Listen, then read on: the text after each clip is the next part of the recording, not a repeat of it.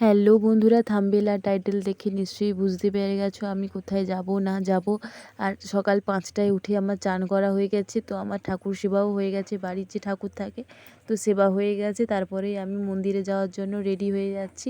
তো সকাল সকাল আমার অনেকগুলো ফুল তুলে নিয়েছি, যেহেতু দুটো মন্দিরে যাব।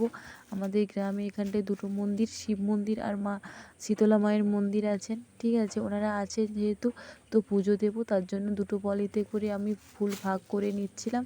তো দেখতে থাকো ভিডিওটা, আর ভয়েস দেওয়ার ক্ষেত্রে একটু ভুল ত্রুটি হয়ে থাকলে কেউ কোনো মনে করো না। তো আমার মন্দিরে যাওয়ার জন্য ফল টল আমি রেডি করে নিয়েছি, আর আমি নিজেও রেডি হয়ে গেছি।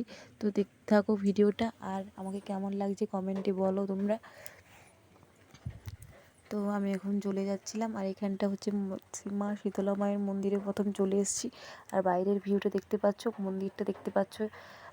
দেখো চারিদিকটা, এখানে একটা মাঠ আছে যেহেতু, আর কিছুই নেই। তো দেখতে থাকো ভিডিওটা। মন্দিরের ভিতর মা শীতলা মা 4জন বসে আছেন।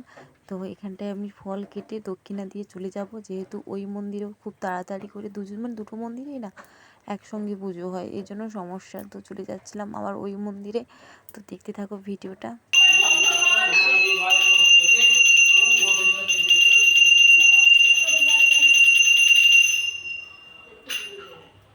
শিব মন্দিরের ভিউটা দেখাতে পারলাম না, আর যার জন্য পুজো দিচ্ছিলাম তাকে দেখো, পুচকু সোনার জন্য তো পুজো দেওয়া দেয় না।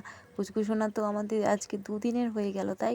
আর দেখতে পাচ্ছ কেমনভাবে তাকিয়ে আছে, আর ও খুব রাগী মনে হচ্ছে। তো চলো এই ভিডিওটা এই পর্যন্ত, আবার নেক্সট ভিডিওর জন্য দেখতে থাকো।